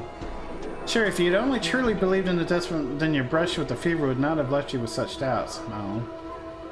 I would treat this as a test of your belief. No. At the core of the dustman philosophy is that life is one of pain. It is a weapon that life uses against the soul to keep it anchored. Do not let this brush with the fever break your I don't know. Yeah, if you truly believed, it would not have left you with such doubts. We'll just say that. Maybe so. Maybe so. I'll have to chew it over some more. It's no small matter. Enough of me rattling about my woes. You look like you've shared a few handshakes with death yourself. Hasn't that changed your views somewhat? Doesn't it make you appreciate a life bit more?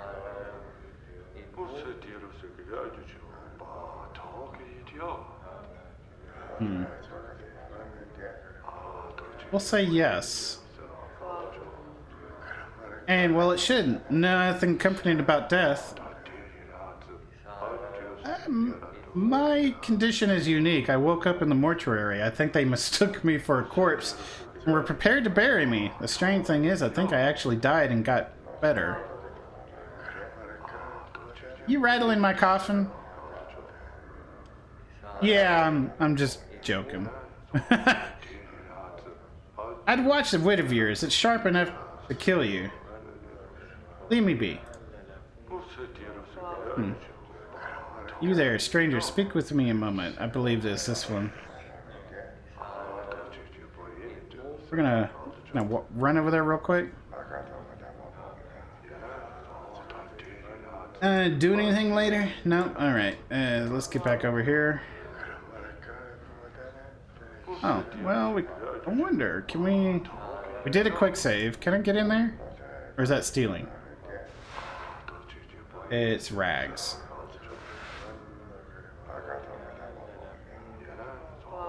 Bubbly tanks are dispensing their contents into wooden kegs. There is a faint smell of vinegar in the air.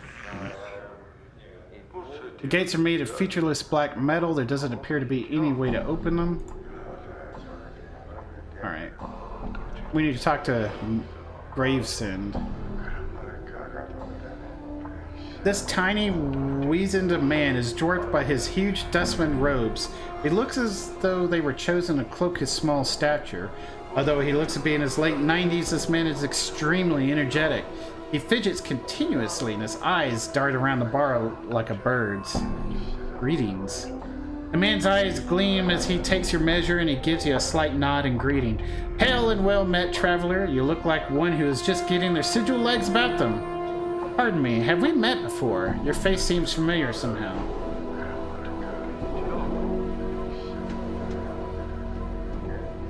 Possibly. Are you certain it was me?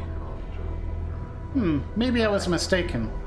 Well, no matter, no matter. How is it that Morty Gravesend may help you? Do you seek, he clucks his tongue as he speaks, the contract, perhaps?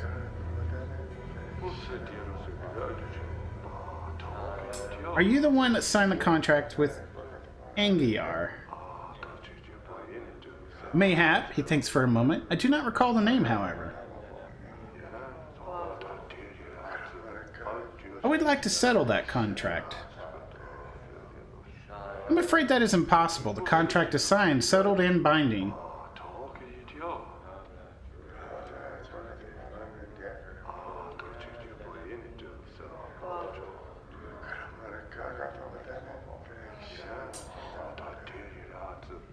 The contract is tearing the man's life apart. It is causing him distress. It is possible that he may not even be able to approach the true death with such emotions churning in his mind. You choose it over for a moment. He looks like you've negotiated him into a corner. I cannot. It is a matter of law, my friend. Besides, the burden lies upon the signer to overcome his own feelings in order to reach the true death. I cannot... So what you're saying is you'll deny him the true death for the sake of a piece of parchment? Ooh. He sighs and holds up his hands as if to placate you. Look, it is not how you are making it out to be. You obviously hold the philosophy of the dustman in contempt to damn a man's soul over a piece of paper. Do other members of your faction know of your conduct in this regard? If not, they soon will. He glares at you for a moment, opens his mouth, closes it, then opens it. By the 9 hells, wait here. He drops his voice to a whisper and keep your bone box latched. He gives an angry scowl and stops off. So we're gonna wait. We used our wisdom, I think, in that. A few seconds later, he returns. He's holding a dusty piece of parchment, which he gives you. Here. All for a man's peace of mind. Now begone and nettle me with your preachings no longer. Farewell.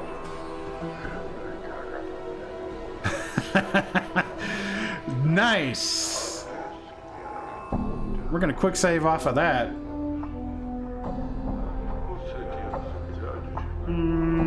Leave him in peace. Doesn't... I don't think we're gonna get any new things out of anyone.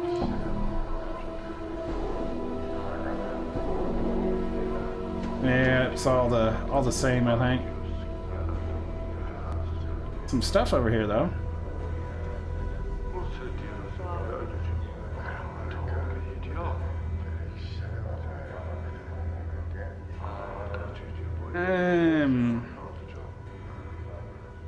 Oh, okay, so alcohol emanates from this corpse. Anything interesting? Nothing. Alright. You look lost, sir. Amorik! Hey, yeah, we do need to talk to this guy. Can I get Morty over here? Well, first off, did I quick save? Good. Yeah, can I look in here? Is there anything useful? No? This looks like a mirror, but there is no reflection of the bar in it. Oh, that's interesting. Must be a portal.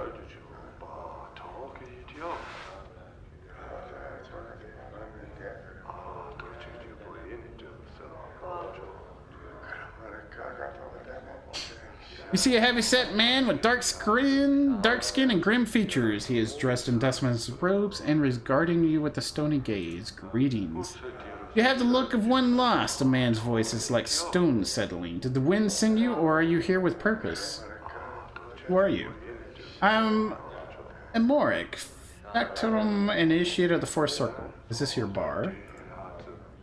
If you measure ownership in copper, this is not my establishment. If you measure ownership in spirit, it is mine. He pauses as if trying to emphasize a point.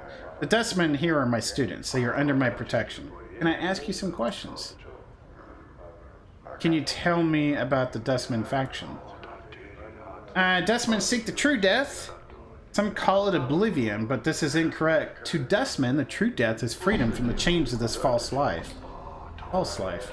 This life that many cling to with their emotions is a false existence. As long as one clings to it, they will continually be reborn into it. One must divest themselves of emotion to escape the cycle. I need to mute the mic here.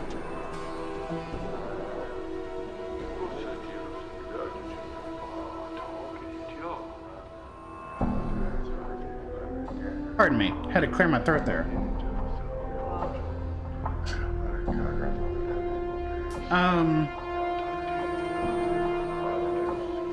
Can you tell me about how your faction is organized? They're organized into 5 circles. The 5th circle is made of the lowest rank. The 1st circle is comprised of the highest ranking, the ruling body. I don't want to join the Dustman faction. I have come here in search of a journal. Very well. I'm searching for a name of a guy by Farid. That's why we're really here. Why would you like to seek the collector Farid? He stole something from me. His gaze is unnerving. He doesn't seem to blink. Why do you want to know my business with Farid? One must ask where these bodies are from. Yeah, tell me more about the bodies. Perhaps I could find out where these bodies are from. Actually, tell me more about these bodies. Some are recent dead. They still have their last moments in their eyes. Many more bodies are centuries dead. The dust of ages lies upon their bones. One must ask where these bodies are from. Perhaps I could ask. How would you do such a thing? Track him down and ask him. If you spoke with the collector Farid and returned with his answers, you will have done a great service for the Dustman. Find where the dead he brings to us are from, and you will be rewarded. Very well. Your path is our path. Return here when you have the collector Farid's answers. Alright, can you tell me where he is? I'll see what I can do. Farewell. Alright, we can get out of here. Did we check this painter up here? I don't think we did. Alright, yeah, we're good now.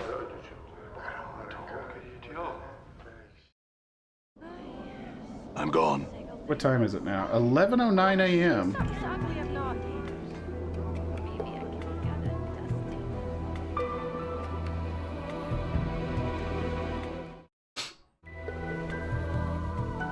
dusting. We'll talk to the wife.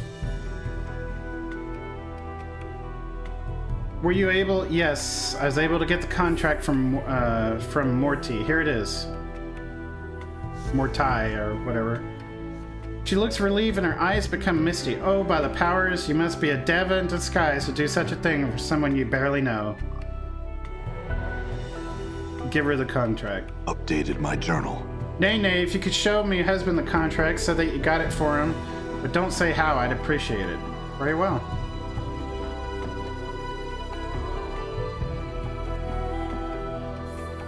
He doesn't look any better than before. As you approach him again, he turns slowly to face you. His face tightens. Ye again? Didn't you hear me the first time, you pox-ridden dog? Get out of me house, or so help the powers, I'll carve you where you stand.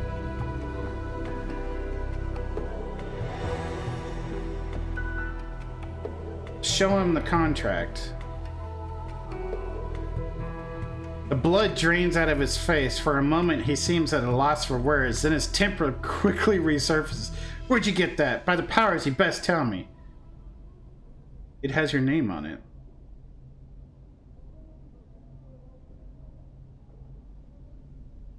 Why'd you bring it to me? He looks suspicious. To ransom it? Tear it up. Yeah. Updated my journal. His eyes follow the bits of paper and they float to the ground with a desperate look. He shudders slightly, then straightens, as if a great weight was lifted from him. He looks like he's about to thank you, then stops and stares at you suspiciously. Nothing's free. Not in the hive, Cutter. I might need a favor in the future. Could you help me?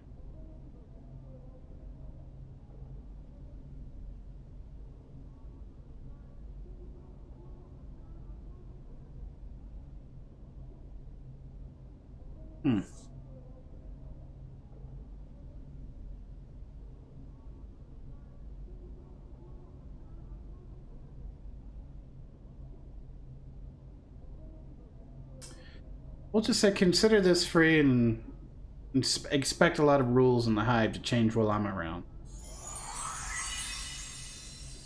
He looks tired of fighting his good fortune. I must have prayed to the right powers this past half month. You have me thanks, Cutter, for whatever that's worth.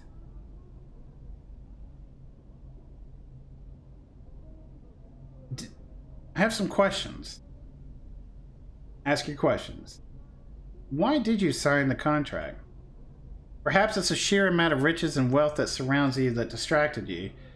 We have less than nothing, and I needed Jink. Didn't seem to matter too much at the time where it might come from, and selling my body to the Dusties is a lot more honest than most work around here. What caused you to change your mind? It's just... I saw one of them zombies on the streets a half a month ago, and one of them zombies that worked for the Dusties, and it stabbed me in the heart. I knew I'd made a mistake. I didn't want to be any part of that after death. Well, we've all had our share of mistakes. Other questions? Farid. Can you tell me about him? He's one of them collectors, Updated my journal. We already know where to find them, but asking people over and over again seems to give us more experience.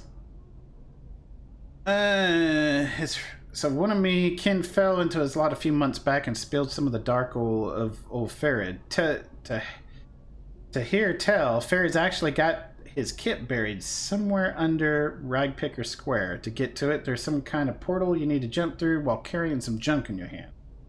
Ah, that's different. It's a few blocks from here. Go straight west from the mortuary gate. Keep going until you start seeing trash and rags piled up everywhere. You do best to walk careful there. The collectors there don't always wait for a body to die before collecting on the corpse, you hear? I've lost a journal. Haven't seen such a thing as that? Okay. Do you mind if I rest here? We don't need to rest. Never mind. Farewell. We could always come back here and rest if we need it. They will probably let us. I'm gone. I'm gone. Alright, we're gonna go to the mausoleum next. What time is it? 11:19 a.m.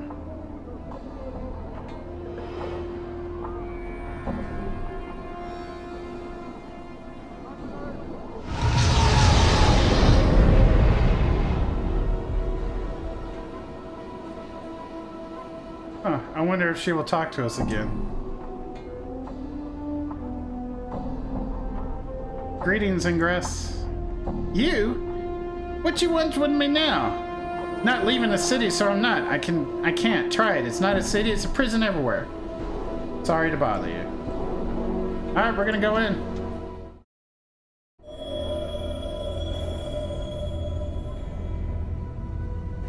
The spectral figure materializes from the gloom of the passageway ahead and quickly moves to block your path. It floats before you. Its once human features twisted in a mask of rage. Defilers, leave this place at once. Greetings. Leave now! Its beaming voice echoes down the hall. This place is forbidden to the living. Leave while you still can. I have some questions first. Seek your answers elsewhere. This place is a sanctuary for the dead. I shall not permit their slumber to be disturbed by the intrusion of yet another insolent mortal. Has someone else been here? If you must know, yes, there is another intruder who even now continues to violate the sanctity of these hallowed halls. The anger in the spirit's voice fades. He seems somewhat saddened by the omission. The souls of my brothers and sisters cry out for peace. Who's the other intruder? He is an evil coward who wields great power over the dead. He seeks something within these halls. What it might be or what his purpose is in seeking it, I cannot say. So why don't you drive him away? I cannot. The coward has sealed himself within the inner chamber of the mausoleum. He has erected powerful wards that bar my entrance into the chamber. It is from there that he calls upon his dark arts to awaken my brethren and bends them to his evil will. Maybe I can help. The spirit remains silent for several long moments. You can almost feel the weight of his lifeless gaze upon you. Yes, you might prevail where I have failed. If you will pledge to rid me of this blackguard, I shall grant you passage. What say you? I'll do it. Updated my journal. So be it. The spirit slowly begins to fade until only the echoing of the disembodied voice remains. But take heed, tread lightly in these halls, lest you join the others in eternal rest. Interesting. All right, I need to get... Actually, we're going to take a quick break.